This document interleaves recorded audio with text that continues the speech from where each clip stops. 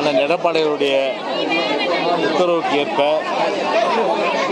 5 மாவட்டங்களிலும் அனைத்து இந்திய அண்ணா திராவிட முன்னேற்ற கழகத்தை சார்ந்த சகோதரர்கள் களப்பணி ஆற்றி மீட்பு நடவடிக்கைகளை முழுமையாக பங்கு கொண்டு, அதே போன்று நிவாரண பணிகள் என்று சொல்லும்போது அந்தந்த பகுதிகளில் உணவு, அதே போன்று பெட்ஷீட், அதே போன்று அரிசி போன்றவற்றையெல்லாம் வழங்கி இன்றைக்கு நம்முடைய திருவிக சட்டமன்ற தொகுதியில் நம்முடைய அருமை சகோதரர் சுகுமார் அவருடைய முன்னாள் மாநகராட்சி மன்ற உறுப்பினர் சுகுமார் அவருடைய ஏற்பாட்டின்படி இன்றைய தினம் இந்த பகுதியிலே நிவாரணப் பணிகள் பாதிக்கப்பட்ட மக்களுக்கு வழங்கப்பட்டது என்பதை தெரிவித்துக் கொள்கின்றேன். சொல்லுப்பா, கேளுங்கள்.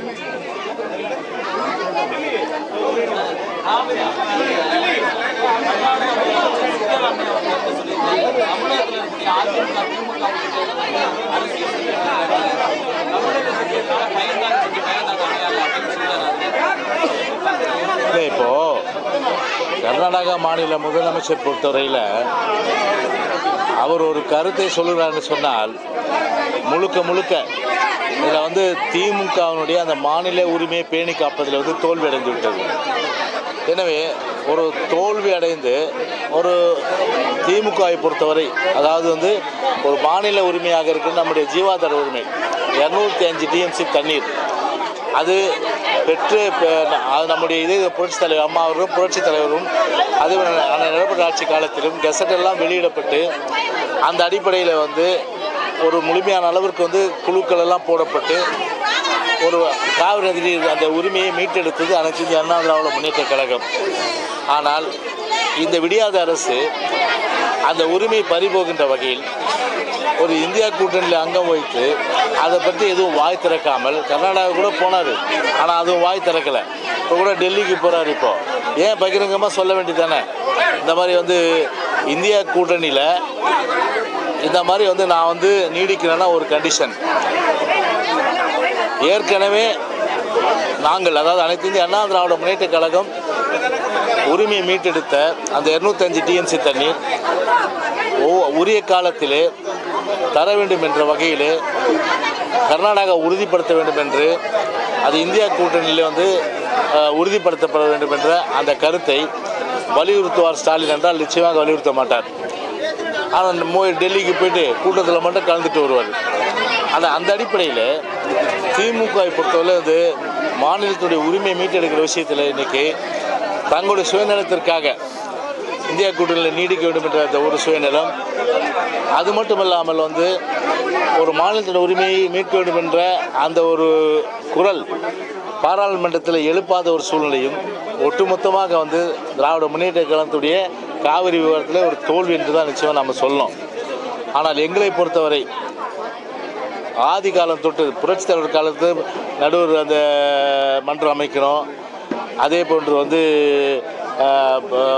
ஒழுங்காக குழுக்கள் அமைக்கப்பட்டது, கெசட்டில் வெளியிட்டது, இப்படி எல்லா வகையிலும் இன்றைக்கு பார்த்தீங்கன்னா உரிமை மீட்டெடுத்த விஷயத்தில், அந்த உரிமையை மீட்டெடுத்த விஷயத்தில் கூட ஒரு கோட்டை விட்டு இன்றைக்கு அந்த உரிமையை பெற்றுத்தருவதில் இன்றைக்கு திமுக தோல்வி அடைந்து விட்டது.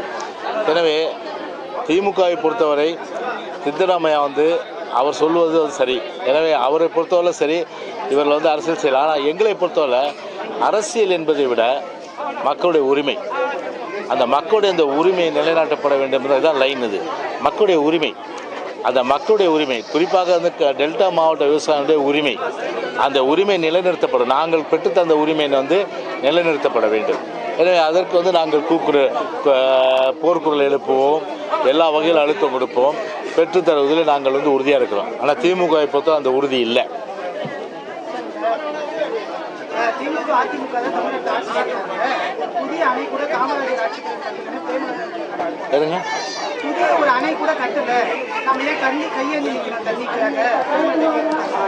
இப்போ ஒரு பெருந்தலைவர் காமராஜர் ஆட்சி காலத்தில் அணைகள் கட்டுறது அதில் யாருக்கும் மாறுபட்ட கருத்து இல்லை.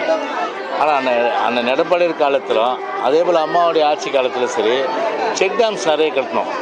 அந்த செக் டேம் கட்டினதுனால பொதுவாக கடலுக்கு போகிற அந்த மழைநீர் தடுத்து நிறுத்தப்பட்டிருக்கு.